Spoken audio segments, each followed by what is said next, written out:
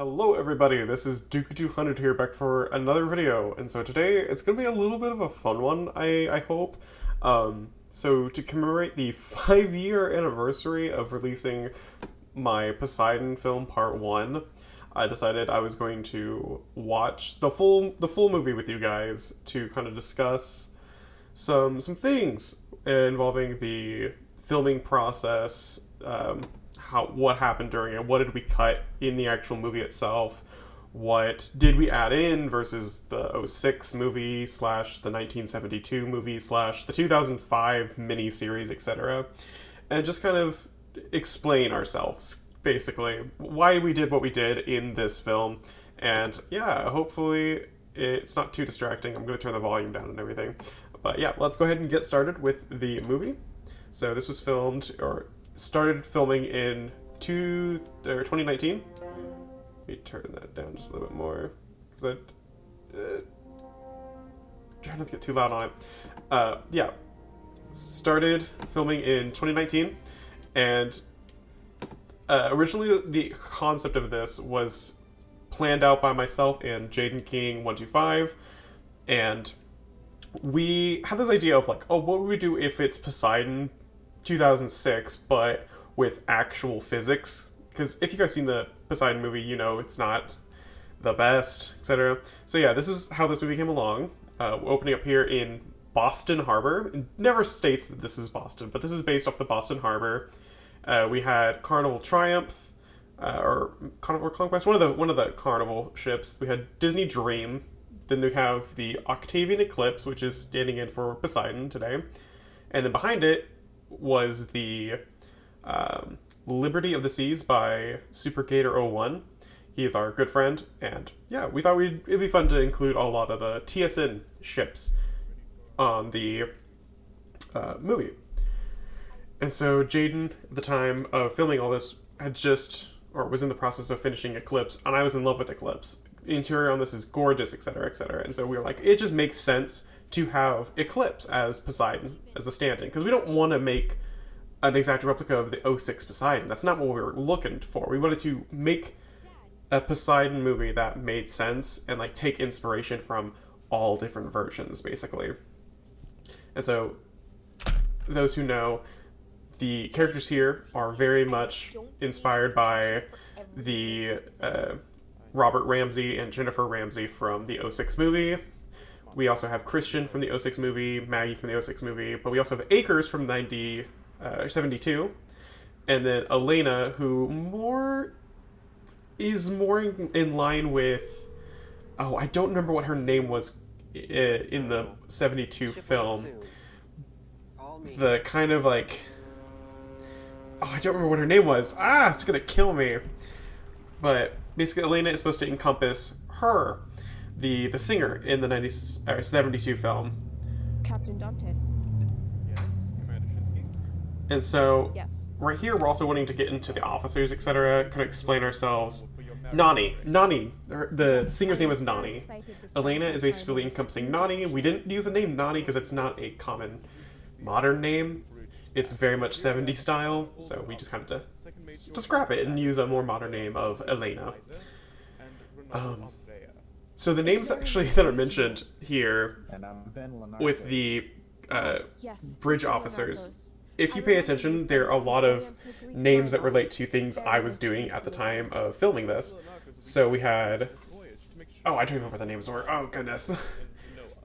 I remember one was like Dantes or something like that, and that's from the Count of Monte Cristo. There's another one like Shinsky, I think it's the officer in white, who's studying on board the ship for their captain licenses. Shinsky never is specifically stated as what their gender is, so I'm just gonna say they. It could be female, could be male. We know, or could be non-binary for all we know. There's never an indication here.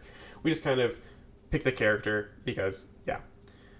And then this is Elena, the Nani stand-in. Nani Perry is, I believe, what the character's original name was. Yeah, Nani Perry from the 1972 film. So you can just see, we blended the two characters together, basically. So we took the backstory of Elena from the '06 movie, where she's going to insert location here to meet her brother. And we threw that and mixed it in with the 72 version where Nani, her brother, dies on board, whatever. But yeah, anyway, continuing on. Christian and Maggie, we wanted to mix things up a little bit because in the '06 movie, we can obviously tell that Robert does not like Christian. And we're like, well, why? Why does he not like Christian? And so we decided, well, let's just sneak him on board the ship with his mother, Maggie. And this takes out, what's his name? Connor, the little kid. Because we don't want the little kid. We don't want a little kid in this movie, obviously. No one liked him in the '06 movie. No one liked him here.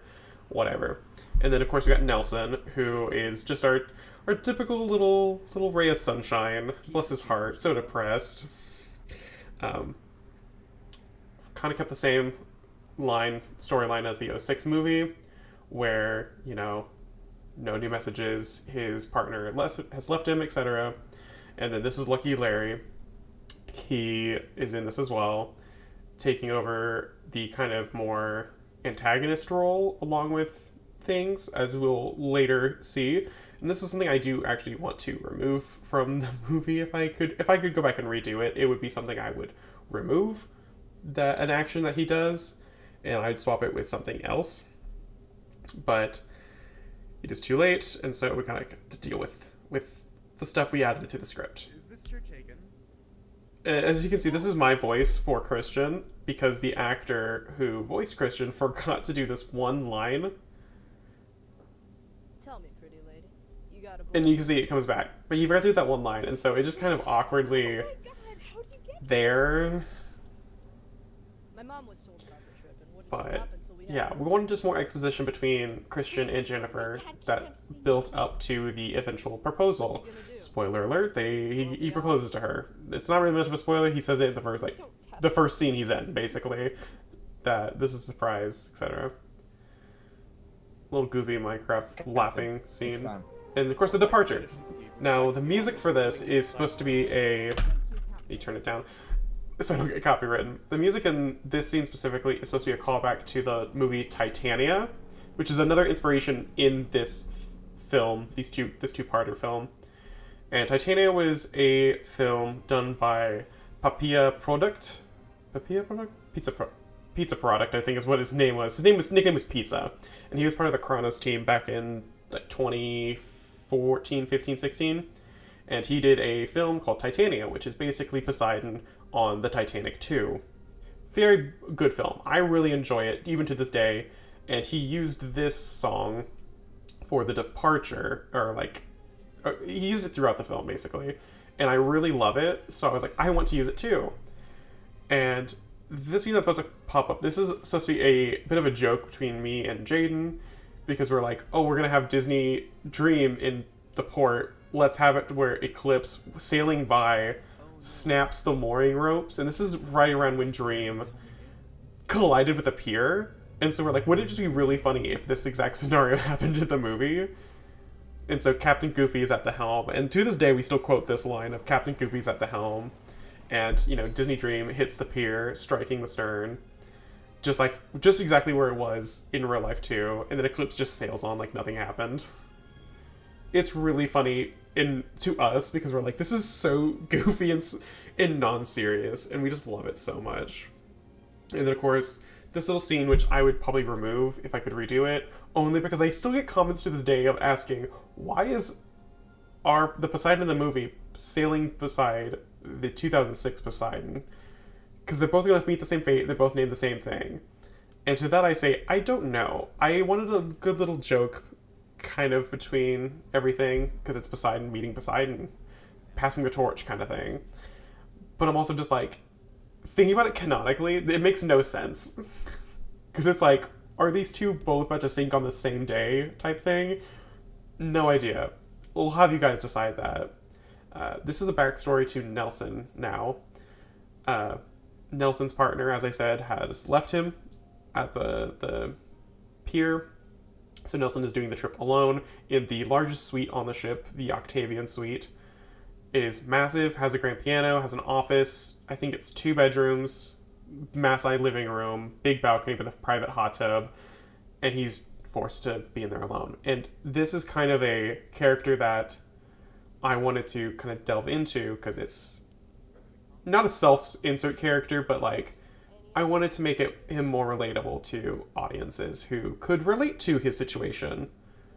But yeah, moving on. This is a scene I would like, but again, I would like to reshoot a good chunk of part 1 because it's really laggy, as you can tell, because this was all shot on my laptop at the time.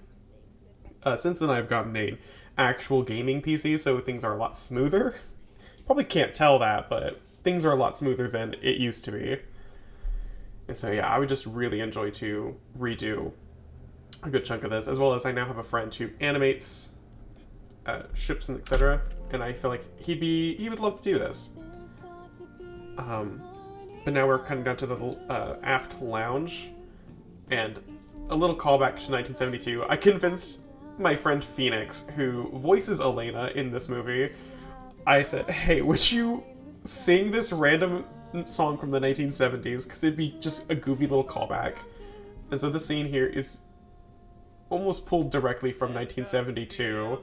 And I love it so much that I think this was the teaser for the film. This scene specifically. Because it's just goofy and I love it. And it shows like, oh yeah, we did do a little callback to 1972. And it's a good song as well, so I love it. And she will reprise it later on in the film as well, as you who have seen the movie know. Yeah, a lot of the people that you see around here are armor stands with different textured armor. I got this idea from Kronos Darth, who used this exact same technique in his Titanic movie. And I think it works decently well. I changed the skins, obviously, to match, modern skins versus Titanic era skins, whatever. And then, once again, adding more exposition and backstory to the characters. Nelson actually knows Maggie back in the day. They used to both be architectural co-workers, I guess. I don't know. They know each other. She kind of knows his situation, etc. And so, yeah. Basically, we're just getting exposition of, hey, this is what's going on, blah, blah, blah, blah. It's basically getting all the information out that they know each other. Because, again, we wanted to blend all the storylines together and make it make sense. So, filming this was kind of weird because we only had 2 people. We had 2 actors. This is the reason why there's so many armor stands, and if you pay attention, you'll notice it. We only have 2 to 3 actors per scene. And so this is why there's a lot of, jump cuts and such. And so no one wanted to swap skins so many times, so we'd have to just, awkwardly, cut between them at the table and then them later. It was a mess. And so for a lot of things, we just didn't do it because it was just too much work, etc. But, of course, we got the captain's speech from the 2006 movie, because I just really like this speech, personally. I think it's good. We are introduced into the theater of Poseidon, our Poseidon Eclipse. I'm going to call it the Octavian Eclipse, because it's really just that. We get introduced to this because it becomes an essential room later, during the capsize, and then we go to the bridge. Now, the quality of this is not good, from a weather station in Newfoundland. mainly because A large storm is supposed to be in our location in a few days. I'll actually back to that. So this is a very important scene because it actually brings up something that we wanted to weave throughout the part 1 of the story, which is the ship is going to encounter a storm. And it's very important that she encounters the storm, because unlike 06, we are not just going to make a wave pop out of nowhere. We want her to be in a storm, in a very dangerous storm. And of course, Lenarkos. I didn't mention him in the first scene, but this is Lenarkos. He is the managing director of the Oriental Greek line. And so, basically, the self-insert Bruce Ismay character, but who's actually a villain. We wanted that self-insert character, etc., kind of the pushing, driving force, just like in 72, of, hey, there is a reason why the ship is going to Dad, why are you basically so have worried this about it? situation happen, and we wanted to show that there's a reason that the ship's has an issue basically coming up soon. And so we wanted to tease the storm that's coming up, as well as showing that there is a driving force that, like, you have to get the ship through this quicker and quicker and quicker. And so, yeah, this scene here, so over dramatic. Thank you, Ginger, or Hannah, for dealing with this, because it's not a good scene. It's not a good scene. Those who think this is a good scene, I'm so sorry, it's not. And this is one of the scenes, again, I would go back and reshoot. Because whenever we first filmed this, in all of the night shots, you can kind of tell. I edited this on Windows Movie Maker because I didn't have Adobe Premiere like I do now. I had Windows Movie Maker, and that's all I had at the time because I didn't know anything better. And so that's why the film has this weird grain on it, because Windows Movie Maker compresses a file every time you save it, then throw it back in, save it, throw it back in. It condenses it more and more and more. So all this kind of haze and fuzz that you see on the movie is directly from me throwing it into the Windows Movie Maker like 50 times, basically. And it's a mess. That's why part 2 looks so good, because it's done in Premiere, and I had absolutely all the time in the world and all the equipment in the world to just put it in there. With Windows Movie Maker, I could only do 1 or 2 levels of sound per take, so that's why all the levels of audio just sound weird and kind of off. They don't sync up that well, and that's kind of why. But yeah, this was, I think, the last movie filmed or edited with Windows Movie Maker on my channel, last video period, because I went to college and I got free trials for Adobe, and it just worked a lot better. And so this is here's another scene taken from 1972. Again, we wanted to pull a lot from 1972 because it's the better version of the two. Regardless of your guys' feelings, it's undoubtedly 1972 is the better of the Poseidon movies. I will 100% sit here and say that without question. In terms of deleted scenes for part 1, there is not a lot. I read through the original script earlier today, actually, just to, refresh myself, make sure I knew what was going on, etc. And let me turn this up a bit. So you're alone in your cabin? A lot of this, it's in part 1, was not changed. There, I think, is one scene that was deleted only because we were running out of time and we forgot to film it. And by the time, the posting date of New Year's came around, it was too late. We had to post it. And I'll talk about it when we get to it. It's later on, right before the capsize. I fully understand. When Christian's father left, I was alone in our house, and I swear to you, even though I lived there for 10 years, it grew several sizes. So this little conversation actually is so distant yet familiar. There isn't a map for the road they left us on. low-key inspired by the musical Dear Evan Hansen of Do You Have a Map? And I cannot think of what the song is called, but it's the really dramatic mother song of like there's a moving truck out in the yard kind of thing, and she's like, yeah, the house grew 3 sizes that day and blah blah blah. And the music here is All I Ask of You from Phantom of the Opera, because it's the love song, of course. And hey, Elena. In canon of us writing this, Elena and Akers were supposed to be kind of flirty, and Elena was eventually supposed to have feelings for Akers, and they were eventually supposed to get together, but obviously that didn't end up happening. And I kind of feel bad that we didn't confirm it in the movie that, oh yeah, no, they probably would have started dating, or like at least gotten together, and or just became good friends. I don't know exactly. You don't know anyone. You know me. Hey there, pretty lady. How'd you like to ditch your boyfriend here and come play a more dangerous game? Ew. What? Am I speaking another language? No, really, this seems to happen when I have too many of these. Sorry, but I don't associate with drunks. Literally me on a cruise. No, Dumb bitch. ooh, I love Lucky Larry in this movie for some scenes. Whenever it gets to the end of Act 2, I'm not a big fan, but overall, just some of the stuff he says is just so out of pocket. I kind of love it.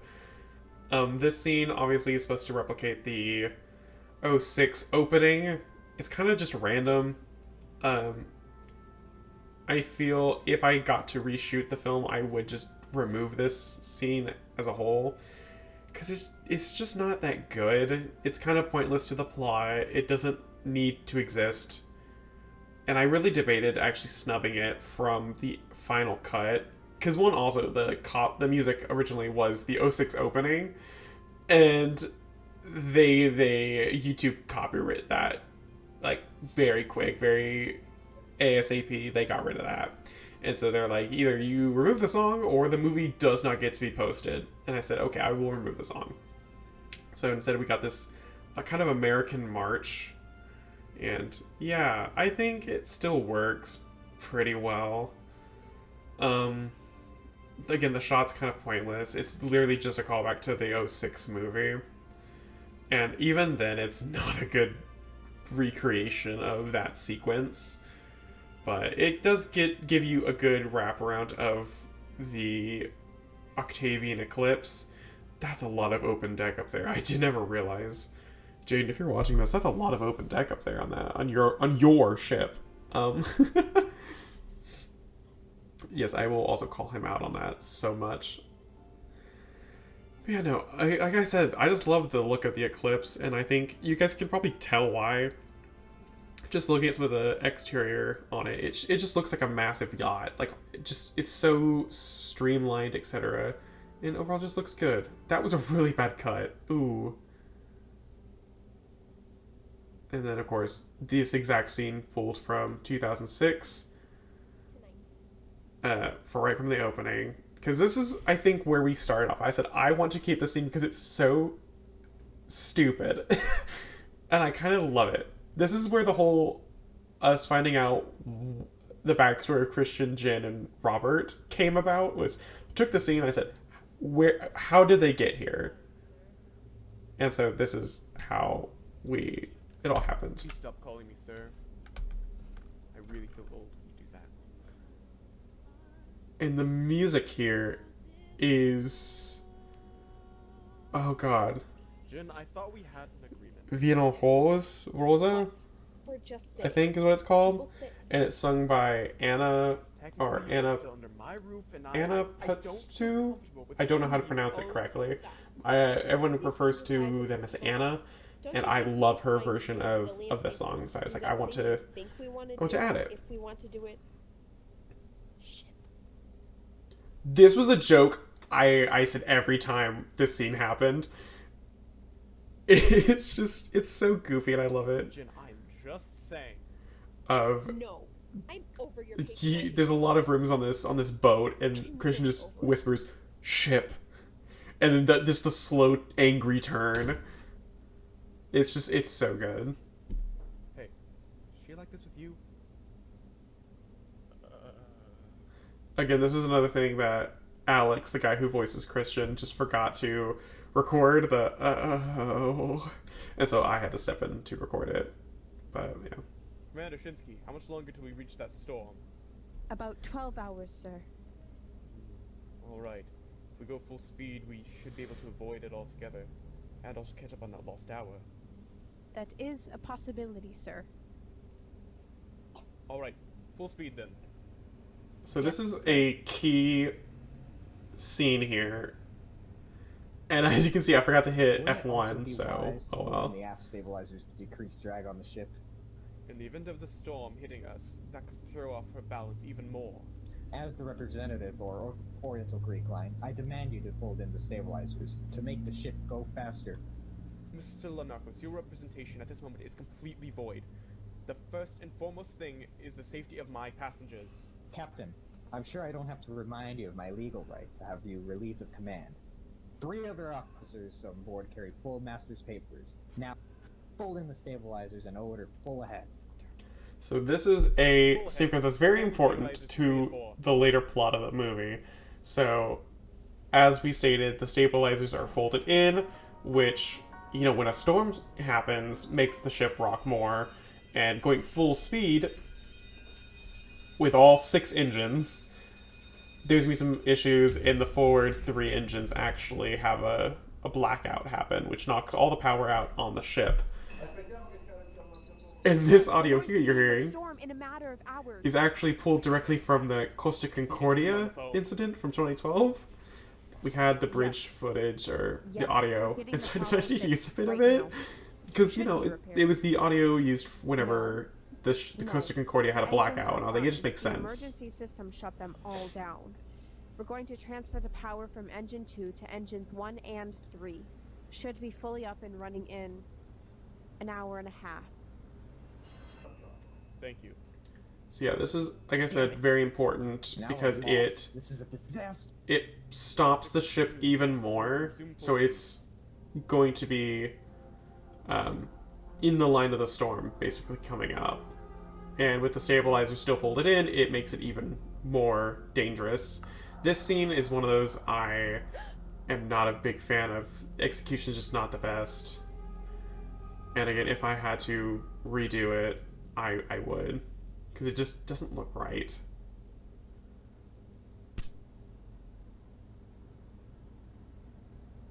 And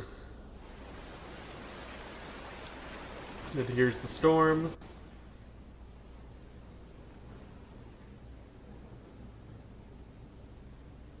I thought you said we had a few hours. We did. And again, that's not good. This is... Okay, I'm going to put a pause here. This is where the deleted scene comes in. So as soon as the blackout happens, I think it's Nelson, Robert, and Maggie are sitting together. And as soon as the blackout happens, Nelson is supposed to make the joke of, oh, what a way to start the new year. And all of them kind of just kind of giggle about it, not taking it too seriously. It's just something that happens. Like, it's bad, but what can you do kind of thing.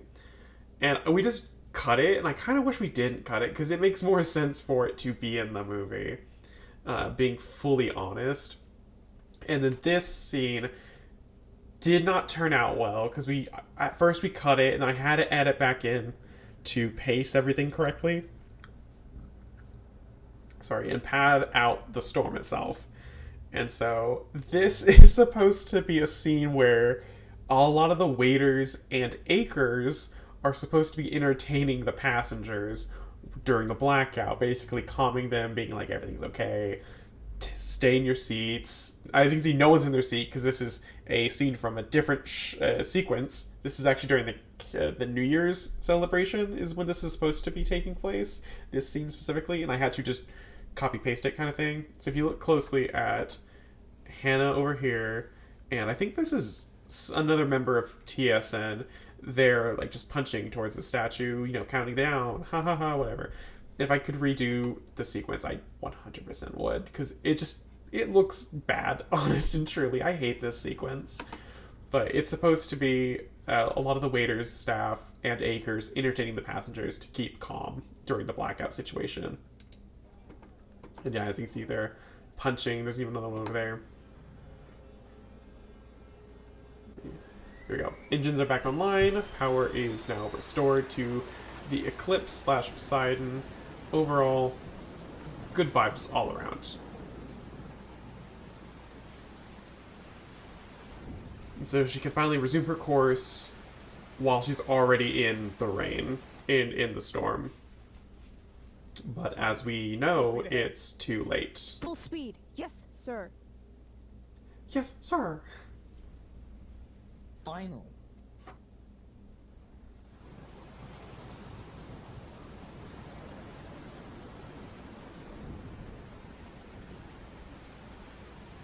I just love Eclipse. She just looks so good in all these shots. Especially with her bow design, it looks good.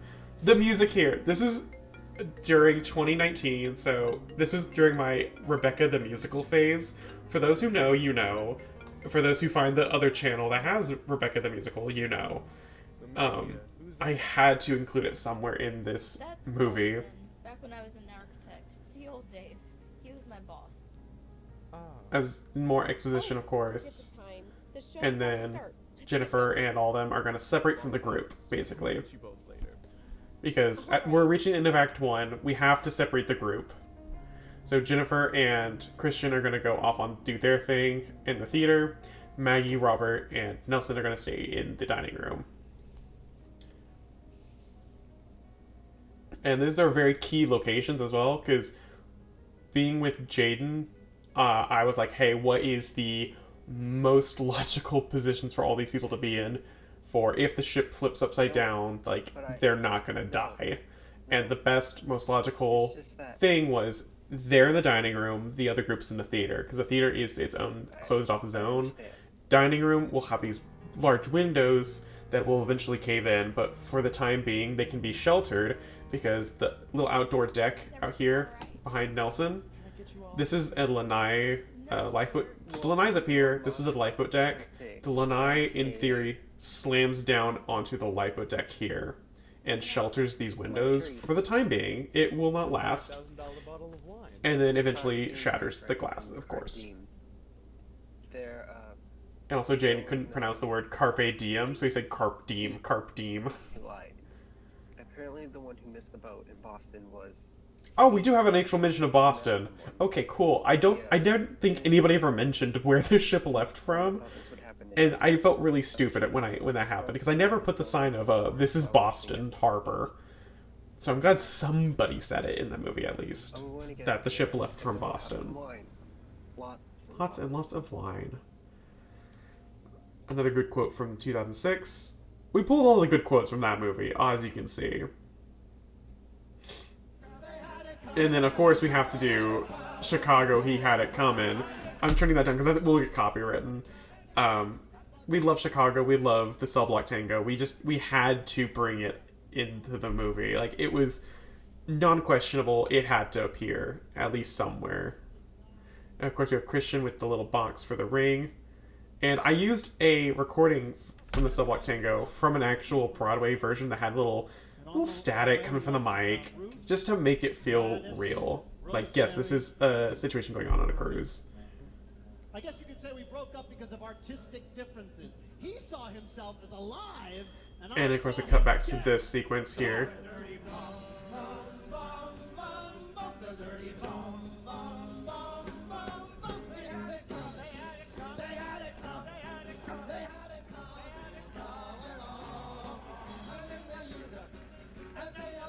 There's Elena. She's going on in a few minutes. This is a bad song choice for what she just went through, and I feel so bad that we used it for that sequence. Because, oh my god. Something on the radar. It's massive. What is it? I'm not sure. I've never seen anything like it. And I think it's funny I mentioned there's a radar on this thing, because cruise ships don't have a radar. That's not something you have on a cruise. Almost that time. 20 seconds. Done as the year 2019. Now we enter the new age of 2020. Oh. 10. I forgot I actually see what the year is in the movie. 7, 6, 5, 4, 3, 2, 1. Happy New Year! Woo!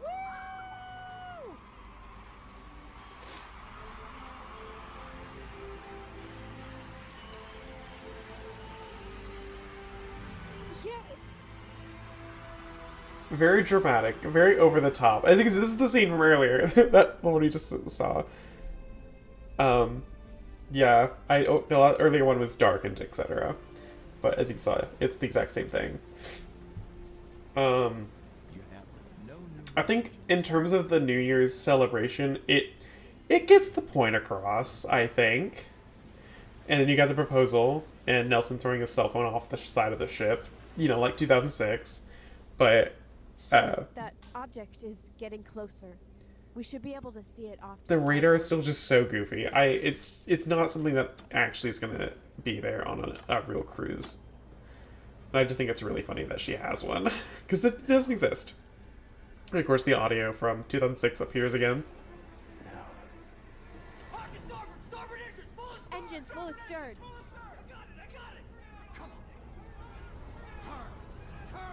What is it?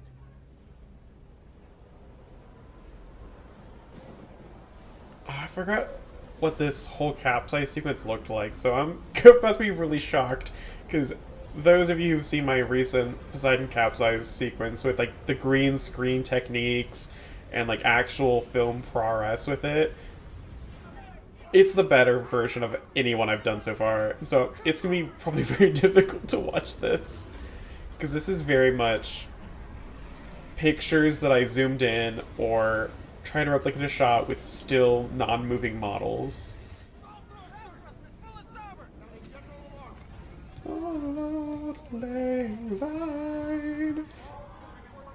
So yeah, we wanted to recreate a lot of the, you know, chaosness, but because we weren't on the actual Poseidon model, it was very difficult to replicate exactly what's going What's on. coming toward us? And the audio just doesn't match the visuals, and I just kind of accept that. Also, Lenarco's looking at the window and just saying that. This is my reaction to just, alright, I'm out.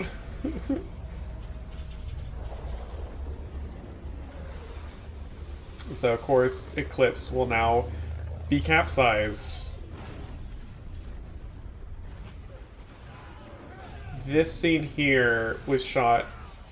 It's supposed to be shot later, that have them dropping down. We messed up the scene, and so we just kind of deal with the repercussions of it. Repercussions? My Southern's coming out.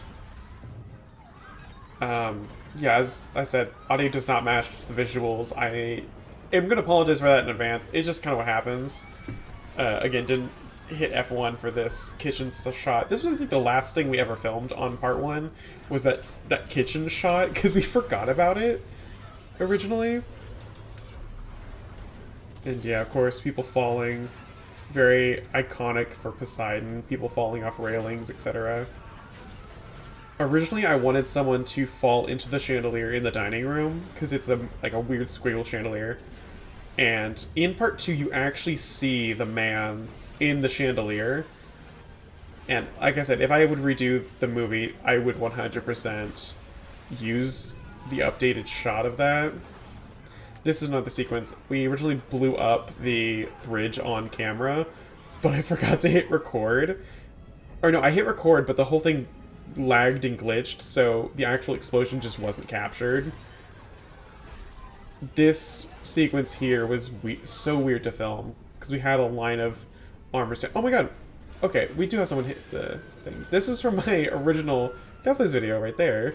Not even part of the Eclipse. We just wanted to have that elevator scene because it's iconic.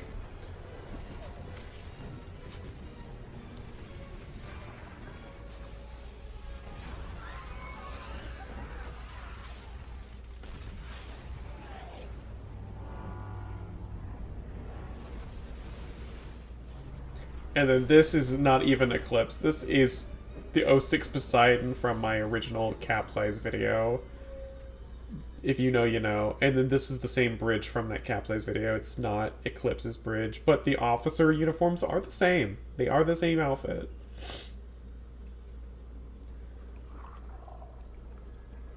I don't know, I think I just did that scene so well originally. I was like, I don't want to redo it. Especially with this, with the lights going out, this was a very difficult scene to film originally. And by the time I did part 1 of the movie, I didn't have the technique down of the green screen technique, because like I said, this is 2019, this is before I went to college for film specifically, and so I just didn't have the technique for it. However, we're about to enter part 2, which is the part. This is my favorite part of the film overall, and I just want to say I'm so upset that part 2 has less views than part 1. People watch part 1 and they're like, oh, it's not that good, whatever. Part 2 is the best. Part 2, it still holds up to this day. Like, it feels like an actual film. And I tell people that every time I think people watch this. So let's start part 2. Yeah, so this was released in 2021. So this was originally filmed during COVID. This is through 2020. This is after I had film classes and like got a free subscription to Adobe Premiere for the year, and it was 2 years when I went to college, and so I was like, I gotta use it. I gotta use it for this movie, and you can already tell that there's a budget increase because one, we're in HD now for the settings just automatically. I don't have to set it, and the opening of this is quite different because I also got a proper intro from Uzone Skybeds. Uzone Skybeds? I don't know how to pronounce their name exactly, and I apologize if I pronounce it wrong. This guy. I love this guy. He made me that original intro, and then, of course, we got the help of the Gilded Creative team. Jaren, Lyric, if you're watching this, I love you guys. Thank you so much for your help with this. This animation here was done by Skybeds. He also did the animations for part 1. As you can see, he upgraded his style for animation, and just look how smooth it is. Look how smooth the footage is, because this is shot on my new desktop. During 2020, because we were in lockdown, whatever, I decided to get an actual desktop computer, and this was the first thing I ever did on it, was this movie. And so you can see it's clear, it's beautiful, and the audio, if you listen to it, there's a lot going on. There's music, there's sound effects. The fire that you hear is not live from the footage. This is all post-added. Where's Maggie? Up here. And all the voice lines are synced up to be the same level. That's a stupid question. And yeah, as you can see, more creativity was actually put in. Camera work, etc. So everything's perspectively done to look like a film. Like, it looks like a real film. I can't. So we got close-ups, far away shots, etc. Come on, Maggie. There's nothing to worry about. And yeah, I wanted to be more artsy with it, basically. And I think overall it turned out very well. This scene specifically, where she jumps off the table into the Listen to me. little Listen tablecloth. to me, please.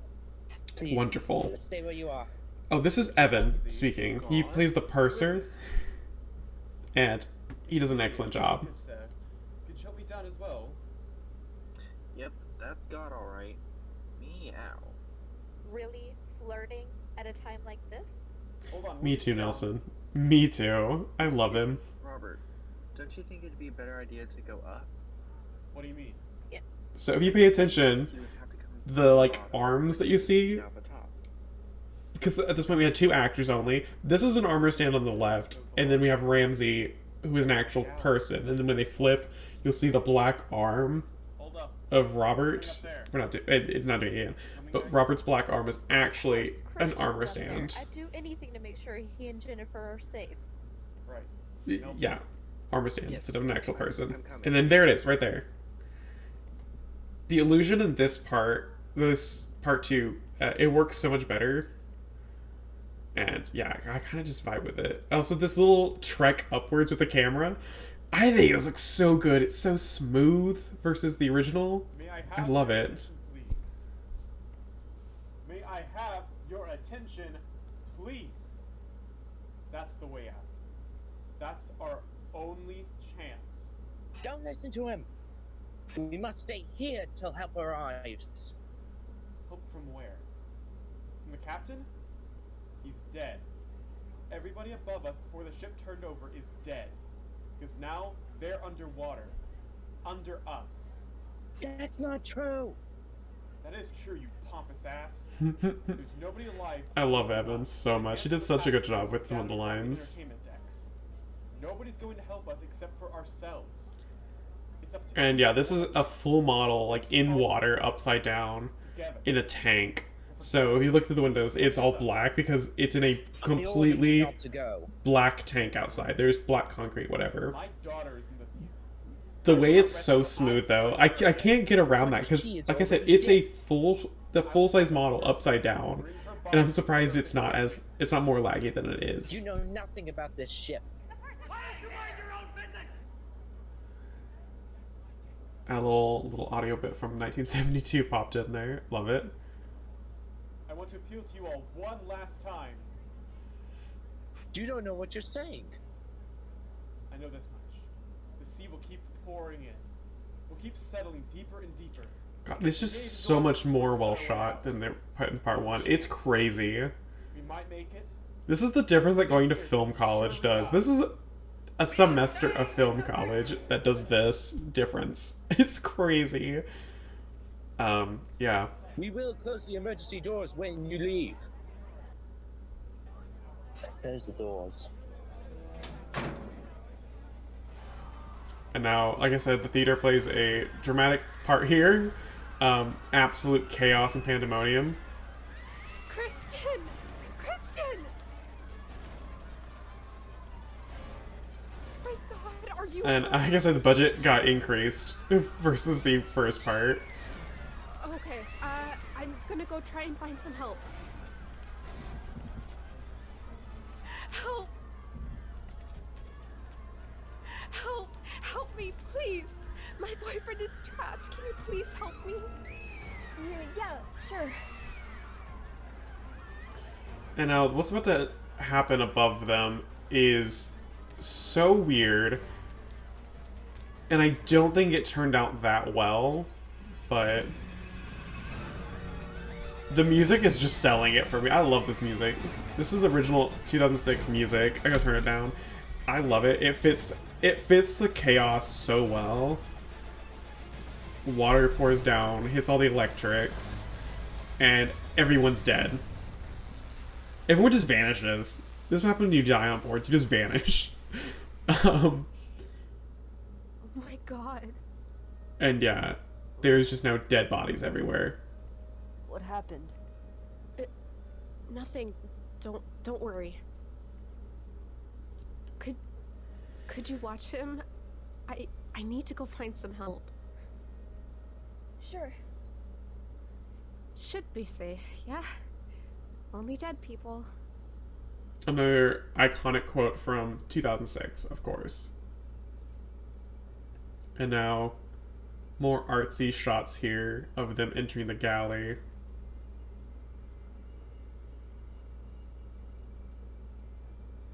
As you see, that is armor that's been repainted and textured as acres. And even Ramsey is in armor of the skin, and this saved us a lot of time when it came to actually having actors be these characters, because you would have two people in two sets of skins. You could put the armor or like however many pieces of armor on, 4 options basically, and so we were able to knock out so many skins for people just doing that trick.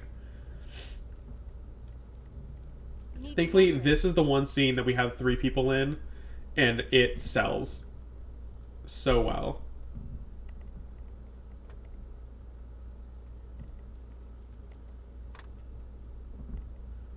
And yeah, like I said, the audio on part 2, it just works so much better because it's with Adobe Premiere versus Windows Movie Maker. So I was able to add so many more levels going on. The fire effect is in post. It's not actually from the actual in-game shots or audio. It's all done in post. Thank God. And then, of course, more animation here from Uzoni. Or Skybeds. I'm just calling them Skybeds. That's the name I give them. And, of course, the dining room, which I'm not happy.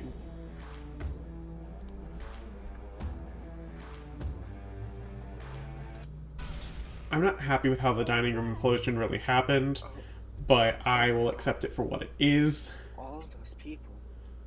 Come on. We need to keep moving.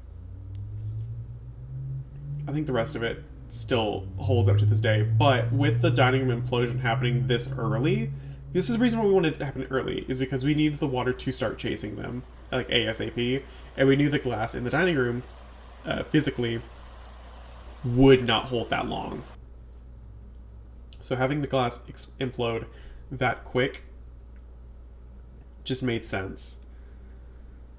I will say there was supposed to be more of a gap. We could climb down and go. This scene, I don't... Was it added? I think this was originally part of the script, yeah. We could go up and around to the backstage area. Perfect. Dad.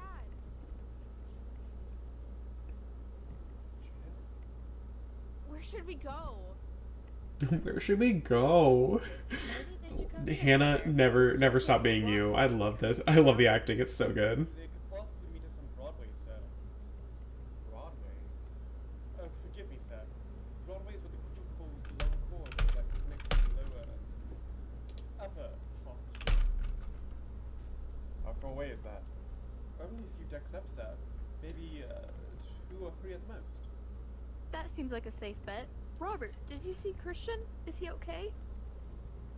I don't know, Maggie. He's across the way there. You could probably see him yourself. Oh, God. Lord, let him live. Let my boy live. Okay, Jen.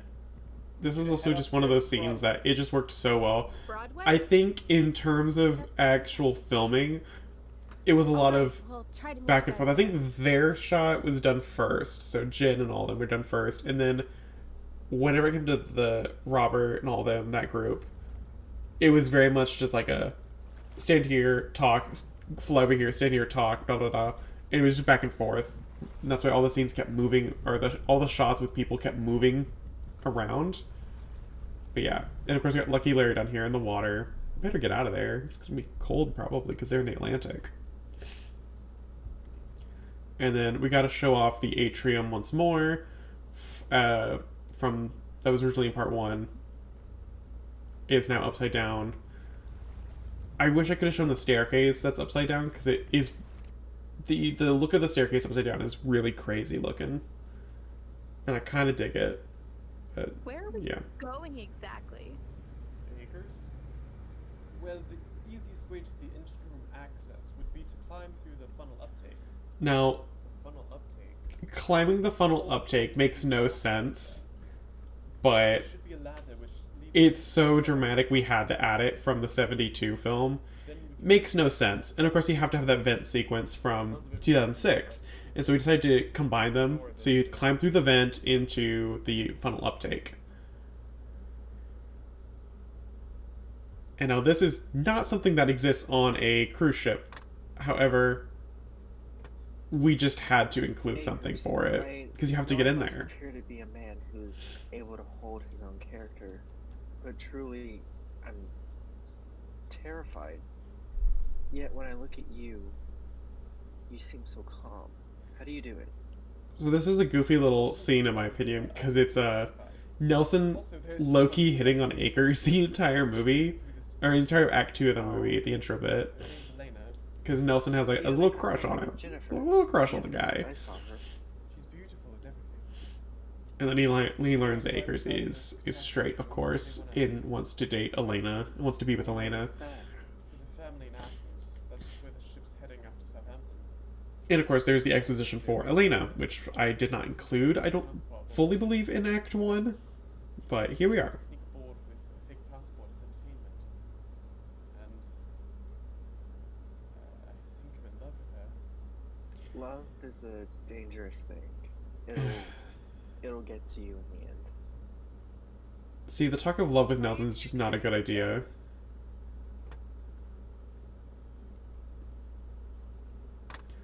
And here comes my all-time favorite sequence in this entire movie.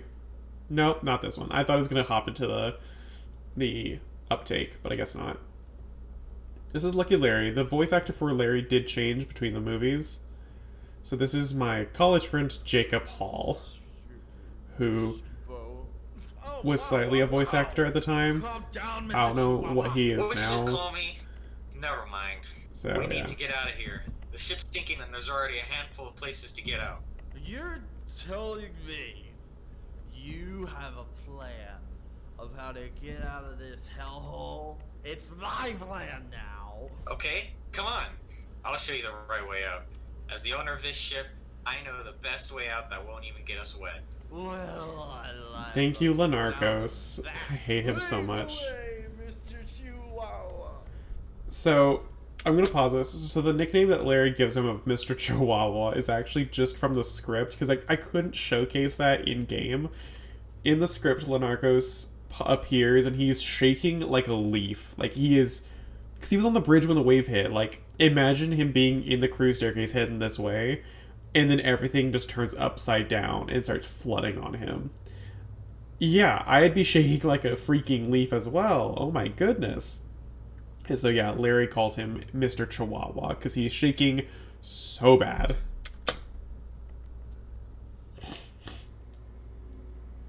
And now we're back in the theater, and this is another one of those scenes that, in my opinion, has good tension. I think is what we're about to witness. Good tension is about to happen here with Jennifer about to climb Where up do the we wall. go from here? I'm not too sure. We could try to tie the curtains around something and climb, but I don't know what to tie them to. Oh, how about up there? That looks like a good spot where someone could tie off and let everyone climb up. Alright, that looks good. Now, who's strong enough to climb up there? Fine. I'll do it. Okay, Jen. So originally, in the first draft of the script, Christian is the one who does the climb up. But then I don't remember what exactly happened. I think I watched a review of the 2006 movie, and someone mentioned that Christian was doing a lot of stuff while he had probably a broken leg. Probably. Like, theoretically, he probably sprained or broke his leg in the capsize because he had a giant beam land on him. And so I had to take that into consideration of, oh yeah, he literally got pinned underneath a beam and like couldn't move. Most likely, he probably can't climb that on his own, so it just makes sense that Jennifer does it instead. Because she also just doesn't get a lot of action. She's kind of a damsel in distress originally in the script. And so in this scene, we kind of have her take the initiative of helping everybody. I should be fine for the most part. Be careful. I'll try to be.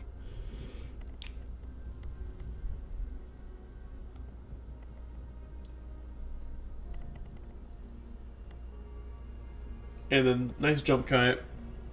Jeremy, who plays Christian, the body actor in the scene, had a flag as a shield. And as you can see, there was a jump cut, and like some things around the set changed, of course, because this was also shot on a different day.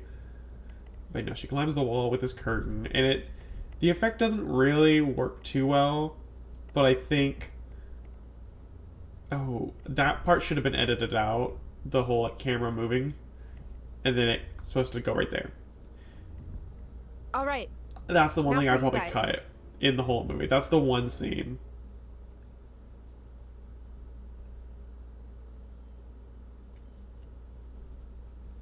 Alright, right this way. To the boarding door. Hold up, Chi-Chi. You told me the whole plan of what we're doing once we get to the door area. Isn't it obvious?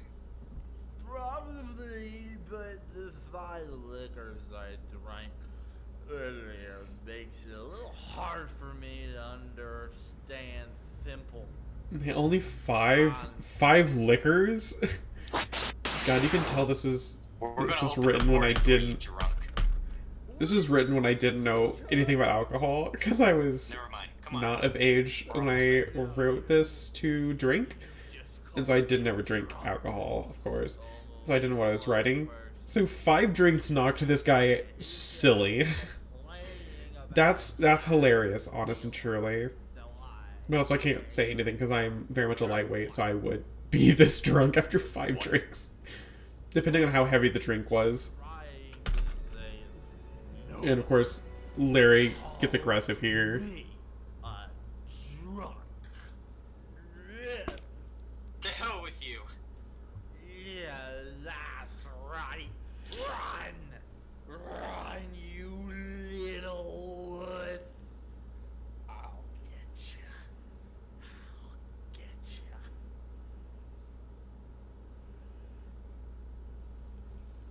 And of course, he has to have another drink before walking on. And okay, here's my favorite sequence of the entire movie, is them in the vent going into the uptake. It's a little fuzzy because it's so dark, and I had to color correct it quite a bit, but I still think this effect of them in the uptake just works so well.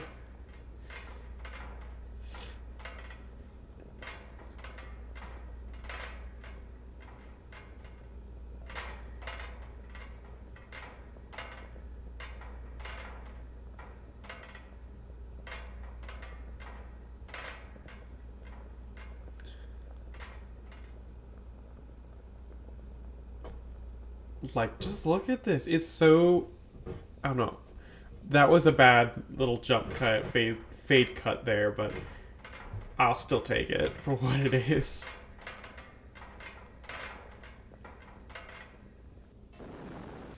And then, of course, little accident here, and then Akers will meet his untimely demise. No!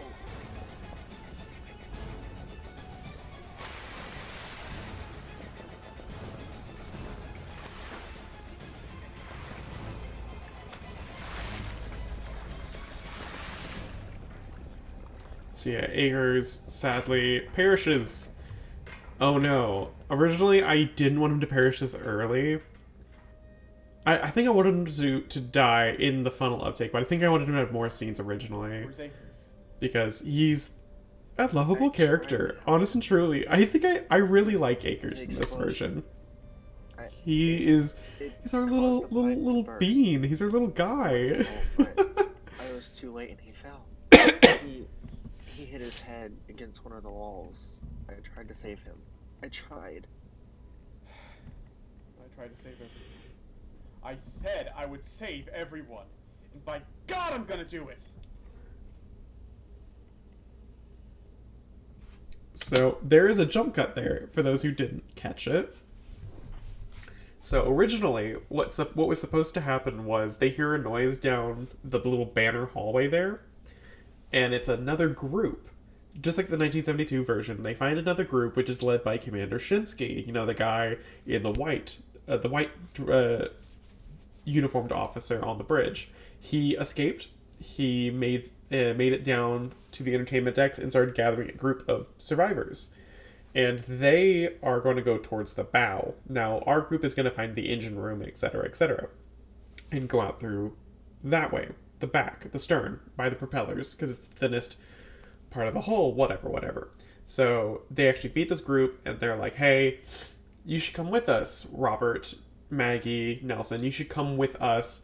We're heading to the bow. You can help us, etc. Because Robert, I think originally was the ex-mayor of New York. You know, just like the 06 movie, whatever. Was he the mayor? He was something big in New York, because I remember that was there's an old woman who stops him and says, please come with us. I remember you from New York. You're a very kind man. Please come with us. You'll bring us hope, etc. And then Robert basically yells at them, like, you're going the wrong way. The bow is underwater. You need to come with us. And everyone's like, stop talking. We're going with Commander Shinsky, the staff captain, basically. He knows the ship better, even though Commander Shinsky actually got on board the day that Eclipse Poseidon left. So he does not know the ship that well. But anyway, beside the point. Then this is the scene afterwards where Robert is just so fed up with everything that he says, let's just stop here and take a break. We've been walking for a while. You both take a short break. I'm gonna go look around. Yeah, and he's just cool as head, and he just basically tells him, hey, just wait here, I'll be right back.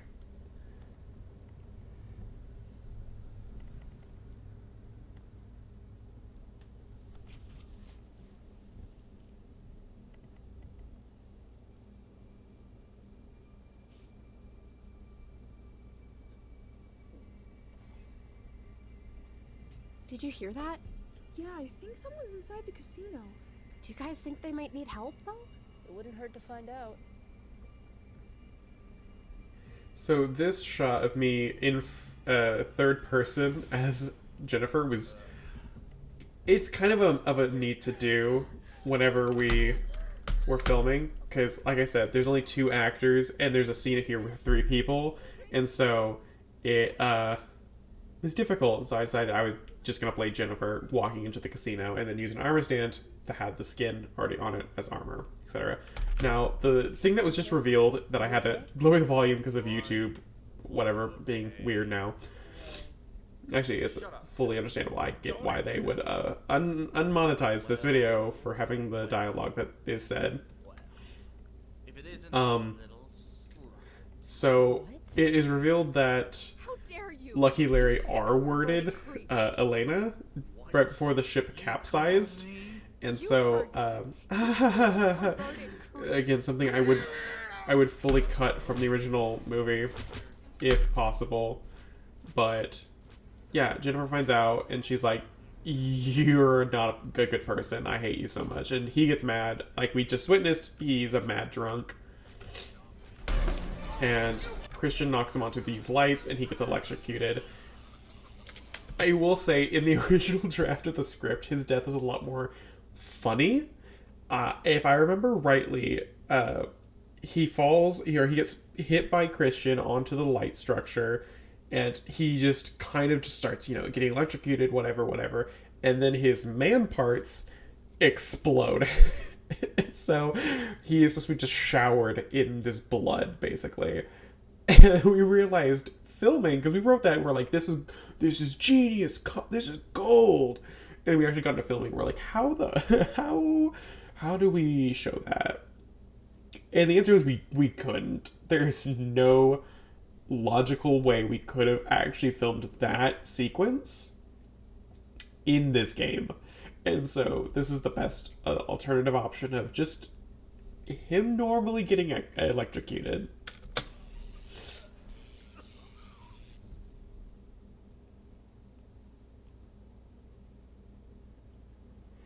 And of course we have Robert just looking around. He finds this little box here. And now, this is important, because Jennifer and all of them will find this exact box, not this exact one, but a box similar to it later on. This is a, like a safety box. So it's going to have flashlights, bandages, the works basically inside of it. It's a first aid type box. And some cruise ships do actually have these. In this universe, we're saying Eclipse/Poseidon was equipped with it, basically. And so, yeah, Robert finds flashlights and other goodies, and, yeah, heads back.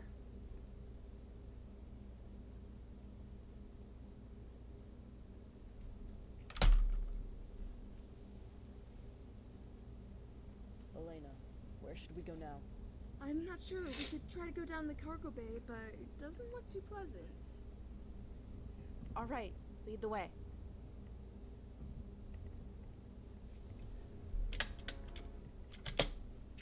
Okay, so this is another scene that got deleted, and this is where the alternate ending begins. So, over the original draft, the next 22-ish, 20-something minutes originally was completely different.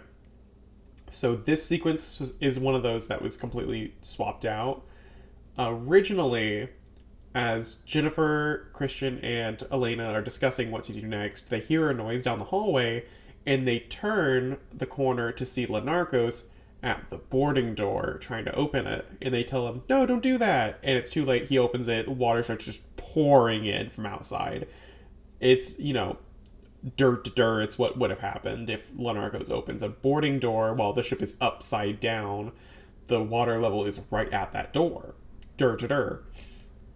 And so then Elena, Christian, and Jennifer have to outrun this torrent of water just coming right at them. And they manage to make it to the deck above, which is deck A, I believe is what it was. And they kind of just chill there for a second. They're like, oh my god, we gotta keep going. We gotta hurry. And then that's when they enter the cargo bay. And yeah, stuff happens. So originally that's what it was supposed to be. But I realized I don't know how to portray in Minecraft this torrent of water coming towards them. My friend Ark actually incorporated a scene of, let's say, a torrent of water rushing at characters. I could not get away with that. He did that in 2024. There is no way I could have gotten away with that in 2021. 2020, actually. 2020 is when we filmed this. The 4-year difference there. It would never have happened. So, yeah, take that into account. This is the new ending, basically. This looks promising. The door over there is closed, meaning we'll have to go around. What if it's closed up there? Then I guess we'll figure that out up there then. Okay, well, how are we gonna get up there?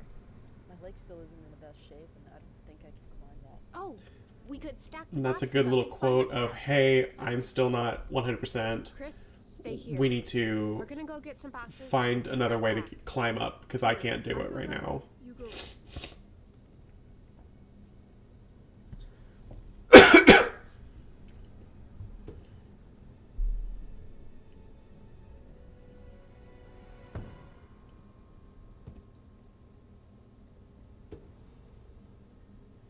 And so yeah, they make a little staircase, and this is where Lenarcos comes in to open the boarding door, and water floods in. And it floods the cargo bay, which was right next to them. And so that's why they're like, oh, thank God we made it up here. That water reaches us. Okay. And that little clip of Hannah or Jennifer going, okay, that that was not in the script. That was just Hannah during the recording session of doing her lines, and I gave her something to do, or I was like, hey, do it like this or something, and then she just answered, okay. And it was just such a good take of her saying that, and I was like, I'm just gonna use that because it worked so well. What's this? That's an emergency box. It has flashlights. Ah, there we in case go. of a power outage. Should we take some? I mean, it wouldn't hurt to take one or two. Well, how long do we have until the emergency generators go off? I'm not sure.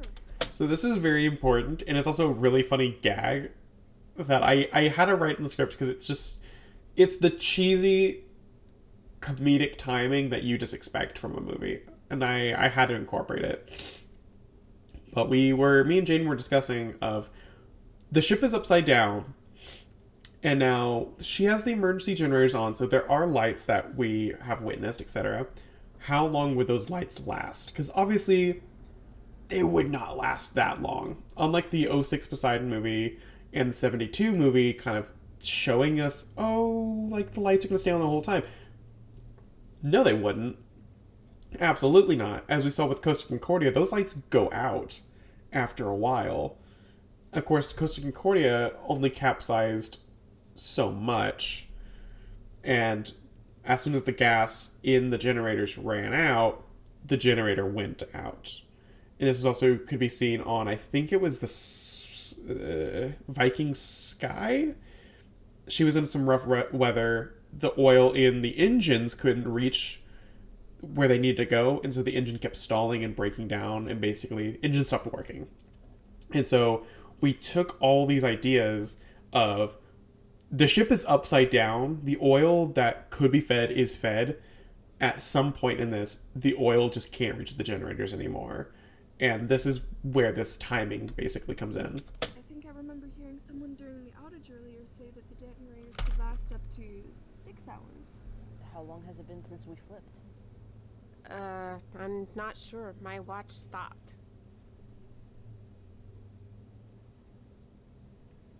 I'd say about 6 hours. That's not right. We haven't been walking for 6 hours. Wait, maybe the batteries they're running on were low due to the first outage. That sounds more correct. We've only had about 3 hours of generators. So, with the power out, what does that mean? Well, I'm not sure. We just need to be more careful. So yes, the emergency generators have kicked off. All emergency power in the ship is gone. And we're about to witness it happen again right here. Thankfully, these people have found flashlights. Exactly what we needed. Hopefully these can help us. God, it was already hard enough to find our way through this place with the lights on. How are we going to do it with the lights off? I don't know. We'll just have to be sure we're close together and don't separate. How do you think Jin and Chris are doing? And now, them discussing how are we going to do this. We could barely do it with the lights on. How are we going to do it with the lights off? That, I believe, is a direct quote from the book. Because I did read the book. I read the original Paul Gallagher book, and I pulled some quotes from it as well. And there's a lot of instances where I think in the book the power does fully go out as well. The emergency generators kick out, so they're just plunged in darkness, and they have to use flashlights to traverse. And we're going to pause here because we're about to reunite. In the book, they had to use the flashlights to traverse around, and they make a comment of, oh, we could barely do it with the lights on, how are we going to do it with the lights off, etc. And that's where we got the idea of, well, we just got to stick together. Like, this is the battle plan that me and Jaden basically made up with, of if we're upside down, the lights go out, what's the game plan? Stick together, don't separate, watch where we're going. Now, thankfully, Elaine and all them have found their way to Robert and his group. We see big touching sequence here of them meeting each other again. Big hugs. Maggie is an armor stand, as you can see from the plate down there. Excuse me? Where's And then now we're back to main actual people. You're Elena, aren't you? Yes? And this is a very sad scene. I'm sorry. No. Did he?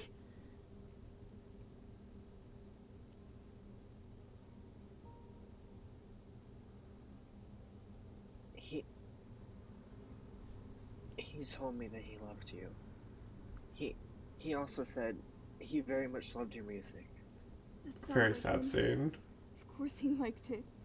As his friend always said, anything with a short skirt and blonde hair would make any song lovely.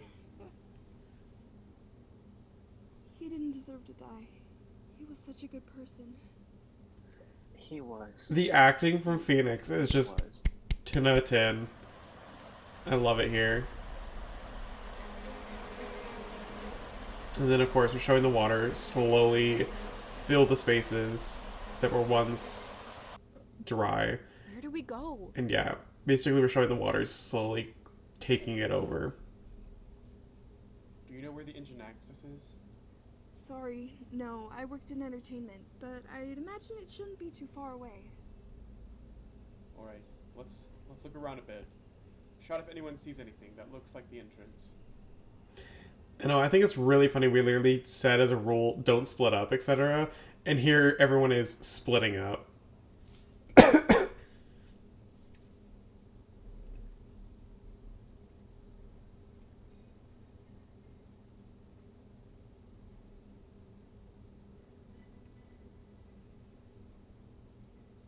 Dad, I want to tell you something. Something important. Yes? Well, I promised not to say anything till tomorrow. Good little moment here. Since everything happened, I feel I need to tell you now. Christian, he proposed. Not the massive diamond. It's so good. I should have changed the texture of a diamond to look like a ring, and I just didn't think about it. Also, this shot's coming up is really cheesy. It's just the slow zoom on the door. Oh my god, I think that's it. Jen, go tell the others we found it. And you can hear that's the Poseidon theme song. And this is the only instance we were able to use it because it was just this section that wasn't copywritten. Alright, let's crack this bad boy open. Crack this bad boy open.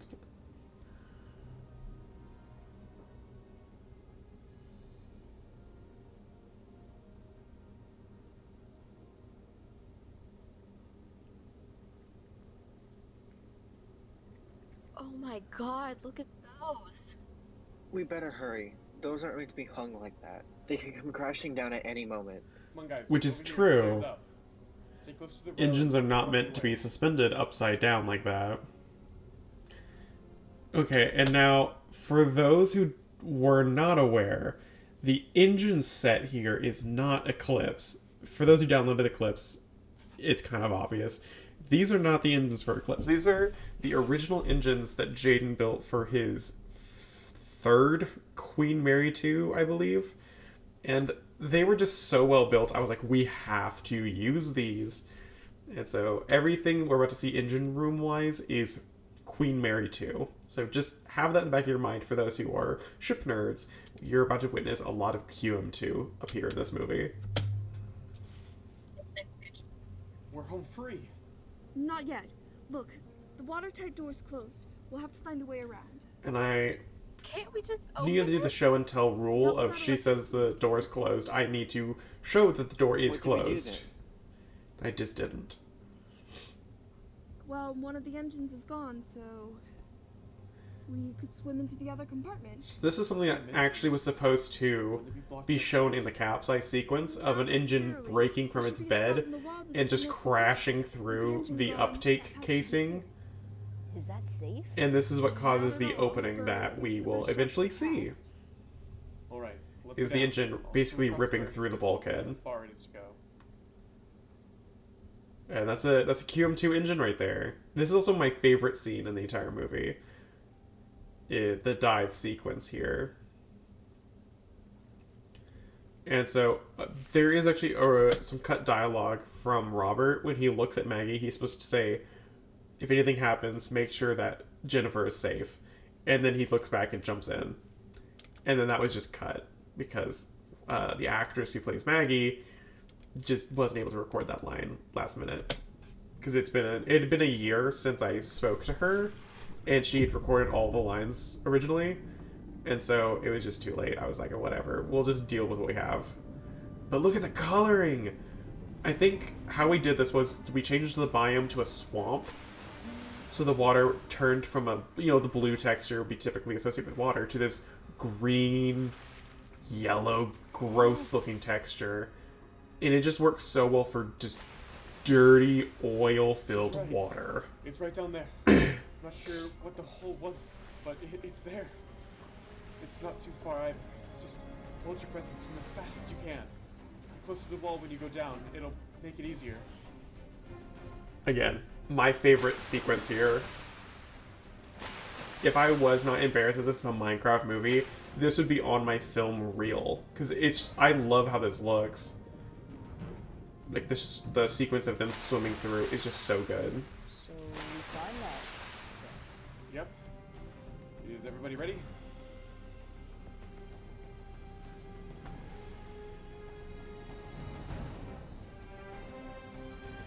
And this is where the lag starts, because obviously this is a different set.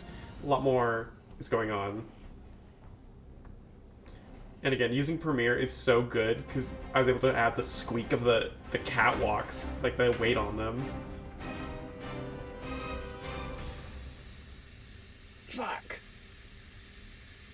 No, Dad! But the catwalks obviously give way for Robert, and so he is now trapped, turning this valve, which again, such a good noise effect for that valve. Works so well.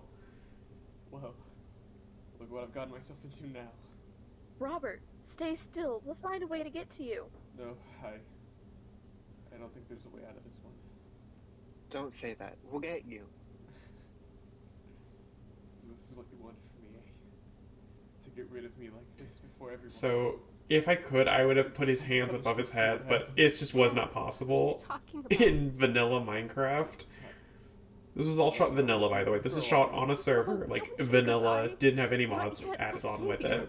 I want you to watch over her. The only thing She's my pride and joy. is the texture pack for the armor's All the stands. love that I never could. This is such an emotional scene. I hate it so much. Don't say it. I love you. I gotta turn this down because that song is copywritten, and I got so many claims on it. And yeah, no, it's a very sad scene, and it does get to me every time I hear it. When I was editing, I was like, it's so dramatic, and I love it. But now we get to the waiting. This is the part of the movie that I wanted.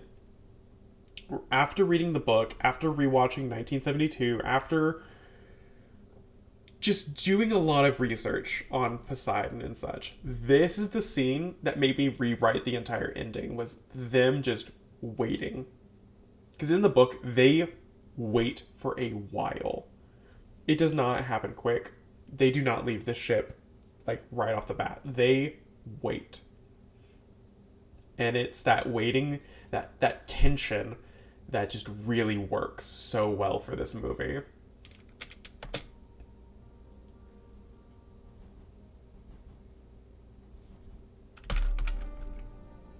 And now I guess that's it. we wait. Maggie, it's such a pity. This cruise to now was oddly pleasant. It doesn't matter. Are we going to die now? I think so. Sorry. So optimistic, Nelson. Now. We wait. And I love Elena for that. So, I hate that this is 10 minutes later, because it's supposed to say, like, an hour later or 2 hours later. But I'm an idiot. I just wrote 10 minutes later and then just kept it, because I was like, this is hilarious. They're going to lose hope so quick in the span of 10 minutes. And so, yeah, that's what happens here. Is 10 minutes later is supposed to be 2 to 3 hours later. That they wait for a while. And one by one, their flashlights were supposed to die on them. And that just never happened. How much longer will it be till someone's here? I don't know. They should have been here by now. Maybe they're not coming. Do we even know if there's anyone out there? There has to be someone. We came too far for nothing. Guys, there is hope. The ship sent out an automatic distress call when we were hit. If nothing, there's someone coming for us. We need some hope right now. Elena, would you sing us a song? I think we could use a little something to pass the time. So I'm gonna pause it here. Like I said, that was 10 minutes later, and they're like, all hope is gone, etc., etc. Because, like, I hate that it's 10 minutes, but also, me in this moment, I would have lost hope after 10 minutes. Because 10 minutes in this basically noiseless environment, it's gonna feel like a longer time than 10 minutes. So, like, it's gonna make you go crazy. And so I kind of get it that, oh, they lost hope already after 10 minutes, but I'm also just like, it's just so goofy that they lost it after 10 minutes. And here's the reprise of A Morning After.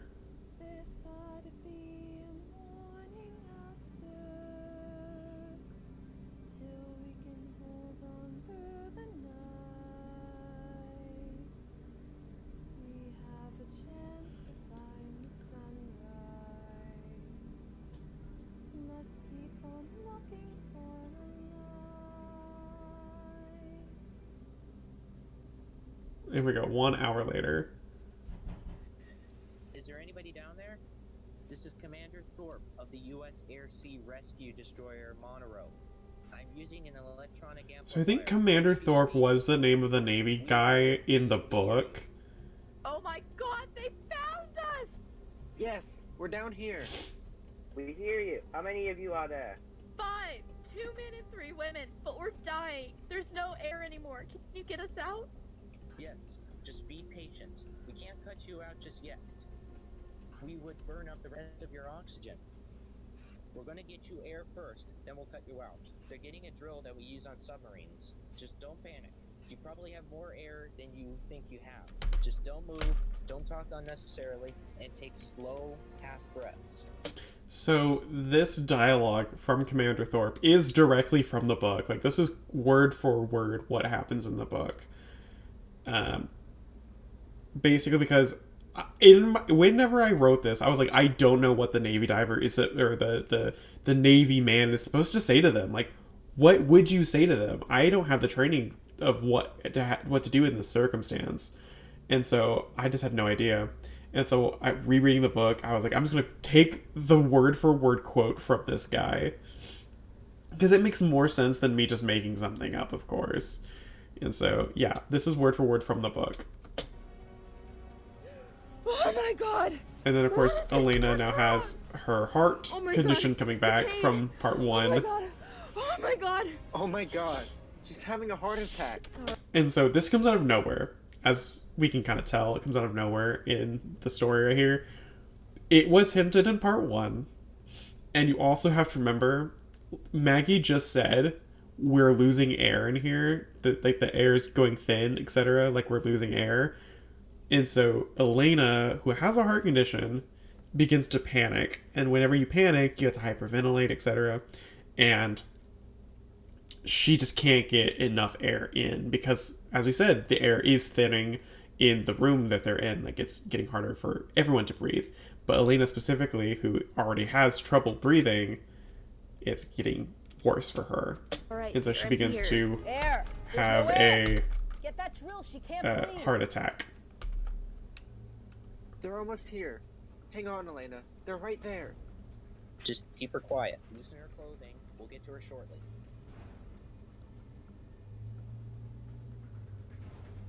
And the flashlight just dies. Alright, the drill is here. It helped us free people from the Oklahoma when it sank a few years back. A hole will be drilled so we can cut away... Again, another quote from the book Where are about the you Oklahoma. Not directly in contact with the hull? No, we're against the wall. The hole is about 10 feet above our heads. Good. Stay where you are and hang on a few minutes longer. God, hurry! Her head is getting cold. And now this is a scene that was supposed to be filmed much more different. See Irving and Stella, Simon and Little High and Mira. Well, I did it, didn't I? Yes. You did. So, how this was originally supposed to be filmed was Akers was supposed to be a ghost, so you were supposed to see through him. We just didn't have the time to do that type of effect, and we didn't have a correct plugin or mod to make him see through, and I didn't have the correct shoot to make him see through. I didn't have a green screen for that at the time. And so I was just like, let's just put him in. Let's just put him in, coach. It looks weird. It's kind of random. Maybe she's getting better again? But I think it gives the effect of he's not real. Also, throwing that through the hole was so difficult on shoot. Say a heart attack is nothing anymore. Just lie still. You got nothing to worry about. That's good. And again, that was a full quote from the book from someone else. I think it was from... So, obviously in the book, it is the elder... oh, goodness, I cannot think of what her name is in the book. It is Belle Rosen, Shelley Winters' character in the 72 movie. Belle Rosen, in the book, has the heart attack in Shaft Alley. She does not get it during the engine room dive, anything like that. She gets it at the very end of the book, and it's so tragic. And she basically does this whole thing about, well, I made it, didn't I? I deserve to escape. I deserve to see my brother, my cousins, etc., etc., etc. I deserve to see all these people. And I did it, didn't I? And then in the book, it's... oh, goodness. What's the character's name? It is... the husband. Manny Rosen. Yeah. I'm looking at the cast list for the 72 movie to get the names, and I can't find it. But it's Manny Rosen, the husband of Shelley Winters' character. Grandpa Joe, that's who it is. That's the actor. He says the whole, well, a heart attack is nothing nowadays, etc., etc. He's supposed to say that. So yeah, they get a hypodermic needle to give to Elena to help calm her condition. You guys topside as fast as you can. There are blankets up there as well. Will those of you who are able to go up the ladder... This is go up there Evan as quickly as again, you can, the one who played the but you'll be purser looked after. earlier on in the If movie. anybody can't, we'll send someone down to help. I guess we all can. Except for... We'll have her out after the rest of you. Can the woman go first, please?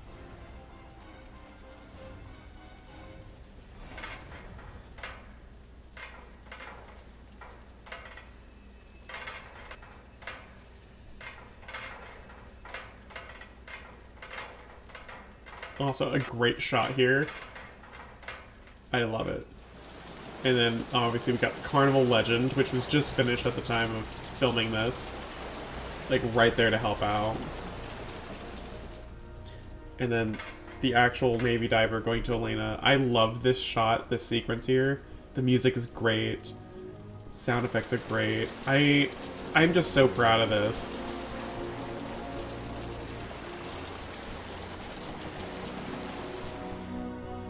and then them on Carnival Legend looking out back at the Poseidon upside down in the water, just chilling there in the water. It's so weird to see it because it looks unnatural.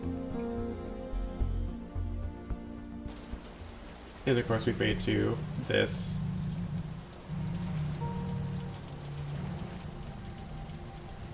The ship sinks, animation done by Skybeds once again. He did a fantastic job with this, in my fully honest opinion. Like, it looks a bit rough, but like overall, for 2021, this was like cutting edge, basically, in terms of Minecraft animation. I know it got better literally a year later, but this was the height. This was the height we could get. And that's it. That's the movie, directed by myself, and then all the actors, etc. So now I get to talk about what the original ending of this movie was. So originally in the movie, they do, they get to the engine access, an explosion happens, the engine access then floods, so they have to dive out the engine door down into the engine control room, etc., etc. They have to dive there, and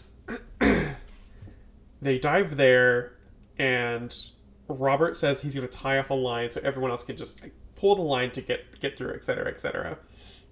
I'm also going to pause it right here. Special thanks to everybody who helped with the acting in this movie. Robert goes to tie off a line. He gets stuck. And he has an air pocket that he's breathing out of, but it's not going to last him that long. Elena then jumps in after him. She swims through, helps him. They get to the engine room, tie the rope off, and then Elena gets the heart attack and dies. And in the original script, it's so much more depressing than what we just witnessed. What we witnessed was more hopeful, and it kind of leaves it open-ended. Did she die? Did she survive? I never stated in the end of the movie if she did or didn't. And I'm going to leave that to your guys' interpretation, if she did or did not. I'm not going to say it if she did or did not die in this movie, this ending. Originally she does. She full-on just dies. Nelson, who made a promise to Akers to basically watch over her, he didn't make it, so she needs to make it. He breaks down. He's like, give me a moment, because they top the line. He ends up in the engine room with Robert and all them, and he's like, oh my god. Well, he starts grieving for her. Robert says, we need to keep going. Nelson says, give me a moment. Literally one moment to grieve. And Robert just looks at him and says, we don't have a moment. I give you one moment, we could all die. We need to keep going. And it's so tragic. We need to keep going, but we need to keep going. And everyone kind of agrees with it. And Nelson just leaves her. He leaves Elena's body in the main engine room as it starts to flood. And then the group then escapes from the stabilizers, those things that we mentioned throughout the film of retract those, etc., etc. In the original version of the script, one stabilizer fin gets re-extended at a point, or either gets re-extended or gets damaged during the capsize. One or the other, something happens with it, so it gets jammed open or broke open, and so the party then can escape via the stabilizer fin. Everyone then jumps out, and Jennifer tells Robert about the proposal there. She tells him there as they're about to leave. Robert makes a joke of, why are you telling me this now? Like, you just could not have waited till we're out on the raft, etc. She's like, listen, it's been stressful. I had to get this off my chest. Okay, cool. You go. I'm going to be right back. Jennifer jumps. Robert is the only one left. He hears a noise and starts walking away. Jennifer swims up to the life raft, which is out in the water. Very typical 2006 version. They're all in the raft, and Robert gets onto the wing and is about to jump in the water when a big explosion happens, and basically to the point it rips the ship apart. Robert is in the water. He's flung off the ship into the water, and at the moment he hits the water and resurfaces, he's still kicking. He's still alive. The Poseidon then rotates towards him. It's coming back somewhat on an even keel, not really. The bow is starting to come back out of the water. Very typical of 2006. But the ship lands on Robert, killing him and dragging him down. And that's how Robert dies. He doesn't sacrifice himself in the engine room. He dies from the ship landing on him, which is so much more stupid. It's such a stupid way to go out versus him sacrificing himself for the group and basically saying, Christian, you have my blessing. Take care of her. He gives up the control in the new version. He doesn't do that in the old one. He kept control throughout the entire situation and got everyone out. And then he died. And that's what makes it so stupid. And no one liked it. Everyone who read the script was like, I don't like that ending. It's like, it's too much. And so after Robert is dead, Jennifer tries to throw herself in the water to save him, and obviously it's not going to work. So she's an uncontrollable mess. And as the ship sinks, like it's gone now, our group then realizes the other group from earlier that they run into, the other group led by Commander Shinsky that exited the bow thruster way, they all survive. Every single one of them. Not a single one of that group died. And that gets revealed. Every one of that party survived, and so if Robert and them went with the bow group, most likely they would have all survived as well. And it's kind of that hubris moment of, we should have listened, but we didn't. We chose our own path, and this is what we have to deal with now kind of situation. Anyway, Poseidon sinks. The group is in mourning, whatever, just chilling in this raft. We then cut to the cruise ship, I assume in this instance we'd say Carnival Legend, basically, and they're tracking the distress beacon of Poseidon, which now has gone out. Poseidon's gone. It's no longer on the surface. It is fully sunk. The distress beacon goes out as well. That probably would not happen IRL. It happens in the movie. The distress beacon goes out. Legend proceeds to the last known location to find survivors. And it is quite a while before they get there. And so Carnival Legend's captain orders every light turned on. It's very much an Ile-de-France to the Andrea Doria passengers situation of turn every light on the exterior on. Make them see us. Because in the original version, the rain is still going. Like, it's heavy rain the entire time. And so, yes, eventually the rain lets up enough that the passengers or survivors can see Carnival Legend appearing, which I don't know if we want to get on a Carnival cruise after what you just went through, honest and truly, but whatever. It's also revealed the Carnival Legend was on a repurposing location cruise, a relocation cruise. That's what it is. So it's going across the Atlantic, and that's why it's there in the middle of the Atlantic, basically. They pick up survivors, and it's this very tragic moment. And in the original version, they're supposed to go all the way back to New York and disembark. And obviously, that's a stupid ending. At least with our cast of characters, it just didn't make sense. And so we decided to just go ahead and end it. They are safe. They are safe on Carnival Legend. On a Carnival cruise, but they're safe nonetheless. And so that's how we decided to end it. And in the original, it was like, of the 4,000 on board, this many survived. Of that, this is our 4. Originally started with a party of like 7, 8 people, and then only ended up with like 4 people surviving. And it was very tragic. It's so much more tragic, but it's, I don't know. I prefer this ending more because it feels like it's more fitting for Poseidon. But yeah, I think this is the correct ending, in my opinion. They are just supposed to wait for rescue. Rescue eventually comes to them. They trekked where they needed to go. They made it through all the trials and tribulations. They are at the end, and all they can do is wait. They have to wait for them to save them. And that's what happens. They eventually make it out. And yeah, the Bow group, as you saw, did not end up in the final cut. If I had to redo the movie, I probably would include that the Bow group survives and show the deleted scene, etc. of them. But alas, it's too late. The movie is fully out. I'm probably not going to redo part 2 anyway. I might do a few edits and etc. But yeah. Anyway, that is Poseidon. This has been 5 years in the making.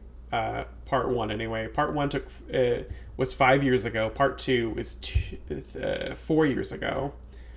And I just think that's crazy. That's wild to me that this was 5 years ago. 5 and 4 years, respectively, years ago. That's nuts to me. Anyway, thank you to everybody who helped with this film.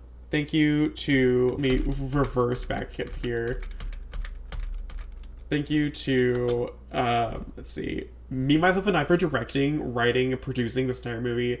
Hannah, Ginger Jasmine 56 for Jennifer, and just body acting and just being in the movie. Jaden King 125 for voicing Nelson, as well as literally being one of the #1 body actors. Hannah and Jaden are like legends when it came to this movie. They stuck around when no one else would. Phoenix, my little musical partner, played Elena. They are fantastic. They're an amazing actor or actress. I don't know the correct terminology specifically that they would prefer. I apologize if that's not the right term you would prefer. I apologize so much. You know how much I care for you. Again, thank you for being in this movie. It means so much, and you did an amazing job.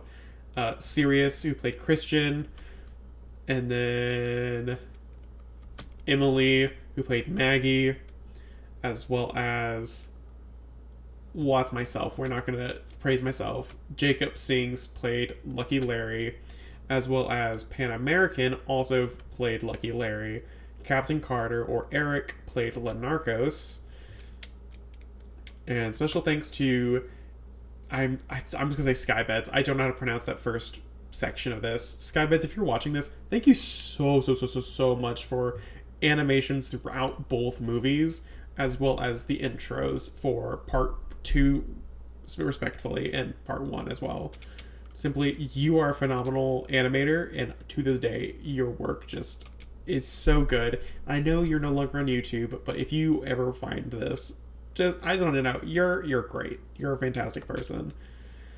And is there anything else? And special thanks to the Gilded, the Gilded 7 server. I think they're up to like Gilded 9 now, 9 or 10. I don't remember exactly. They helped make part 2 work. Part 2 never would have happened without this group of people. This included Jeremy, Lyric, and Evan. They helped so much with this movie, and they pushed the production schedule ahead by 8 months. That's insane.